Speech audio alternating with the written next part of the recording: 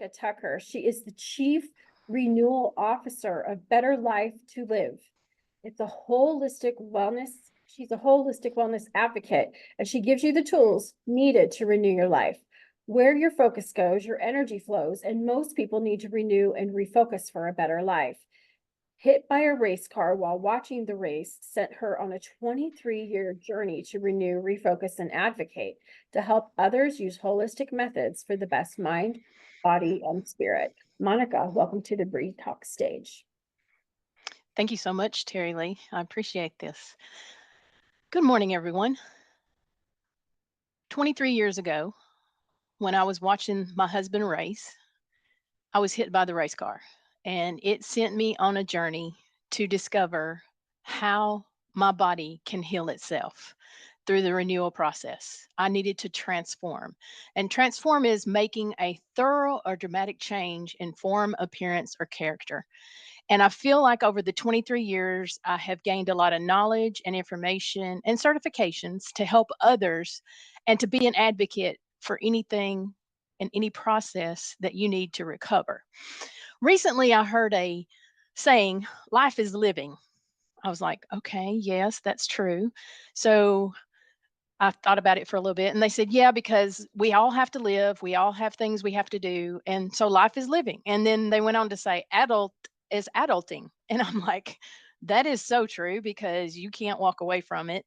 Even if you want to get back to that kid like mentality, it's just more difficult. And I know as I went through this journey of renewal and transformation, a Bible verse that kept coming up to me was Romans 12:2. Do not conform to the patterns of this world, but be transformed by the renewing of your mind. Then you will be able to test and approve what God's will is, his good, pleasing, and perfect will.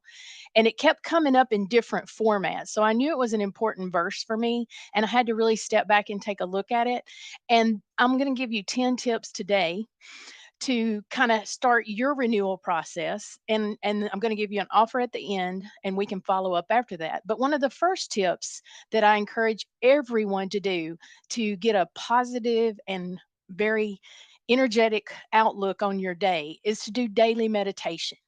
And during that process, it could be different for everyone. And just to give you an idea, my daily meditation every morning, I start out, I read the Bible. I have it on a phone, on a Bible app on my phone, use it religiously. And I also do frequencies, and I'll explain more about those in a little bit. And I do journaling, and I journal a lot, and it helps me to get centered and know how to focus on my day and what I need to be working on, and maybe some things that I'm not even aware are creating issues that helps me to kind of sit there and understand where I need to go from there. And after I do the meditation, it's usually about a 40-minute process. I move on to exercise. A lot of people say they don't have time to exercise. I encourage you, if you don't have time, maybe while you're doing your meditation, you can exercise at the same time. I have combined those before. I try to get in 3 to 4 days a week of exercise just to keep your body moving and it gets your blood flowing, and it really helps with your longevity as well. And there's other methods you can exercise if walking's not a good fit for you. Swimming, there's many exercises you can do there. I also do stretching, I do some weights. So there's many different options that are out there, and I encourage anyone to take a look to see if they can't get something in there, whether it's moving minimal or just a little bit. It will help you tremendously. And then next is a balanced diet. You should try to focus on a more alkaline diet. An alkaline diet helps your body be at more homeostasis. Acidic diet can breed and feed cancer. And that's more along the lines of all the processed foods, the sugars. So you really want to get those out of your diet and do a more alkaline diet. At the same time, you don't want to combine your proteins with your carbs. That's not a good way for your body to digest things. You want to do vegetables and carbs, or you want to do your proteins and your vegetables. And that way your body can process the food like it was meant to. We have so much processed food, and it's hard to eat a very balanced and organic diet. And I do work with people on that often to help them get to be a more alkaline diet and their body in a more alkaline condition. And along after that, usually I try to every day practice grounding. And what grounding is, you're outside, you're on the earth, you're barefoot, you're getting good positive energy, and it actually helps.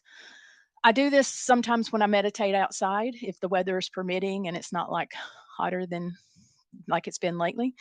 I love grounding. It really helps me to focus. And while I'm out there, a lot of times I'll just sit in nature and enjoy what the day is. And it gives you a time to refocus your body. And I try to do that anywhere from 5 to 15 minutes a day. On weekends, it's usually a little longer.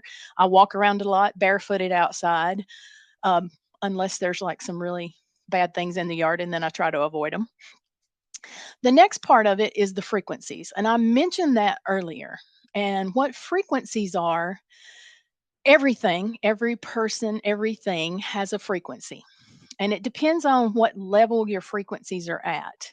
And I had somebody ask me one time, well, you read the Bible all the time. Is frequencies not against that? And I'm like, God created everything, including frequencies. He gave us these frequencies. And I don't know if you've ever been in a situation or been listening to music or even talking to someone and you pick up a bad vibe or it's irritating to you. That means your frequencies are not compatible. They're not compatible at this time. You can raise your frequencies and you can lower your frequencies by what you listen to, who you talk to, or what you do.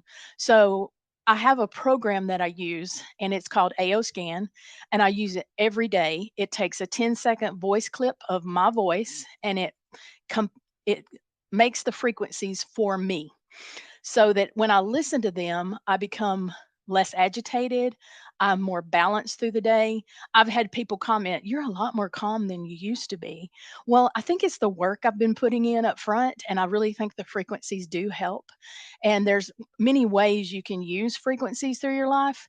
And frequencies to me is almost like the wind. You feel it, you know it's there, and God put it there. So we need to use what we have, all the tools available. The next thing that I encourage people to do, communication. As a society, and we've seen this time and again, many times we're not communicating with each other. We're not listening. We're listening to reply, to respond, not to hear what the person is saying. We're not hearing what they're trying to tell us. I do have a lot of communication tools that I use. I have recently found what I call bank code.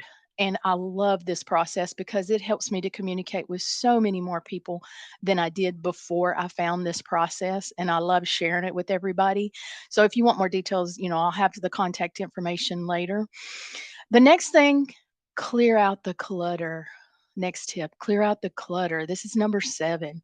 If you've been in a room, and some people this agitates more than others, if you have a lot of clutter around you, you might not even realize how much impact it has on your life, how it's weighing you down. I encourage people and I help them through the process of eliminating clutter, getting rid of things that don't serve you. Just keep things in your life that make you happy, and you want to get rid of like the stacks of paper or all the stuff you've got piled in the corner. I really have to keep an eye on my husband.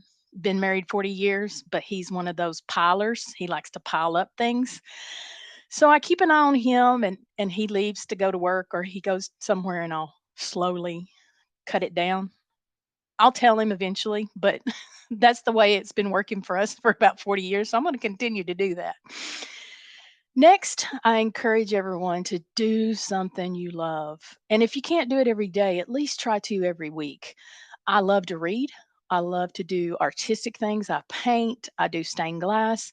So I try to at least once a week find some time to get in there and do something that I truly love to do. And it really helps to soothe my soul as well. And that creative side of me gets fulfilled, and people love the drawings and the stained glass that I've done. And I get requests often, "Are you doing a class?" And I'm like, "Not right now, maybe in a little bit." Sit down in nature, and that can go in conjunction with your grounding. Look at the wonder around you. Just sit there and be still.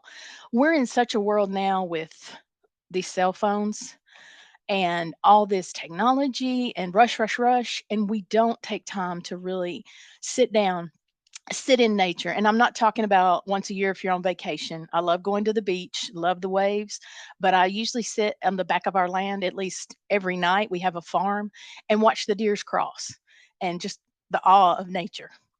And also, last but definitely not least, listen to your body. Your body has the ability to tell you what it needs when it needs it, but we've stopped listening.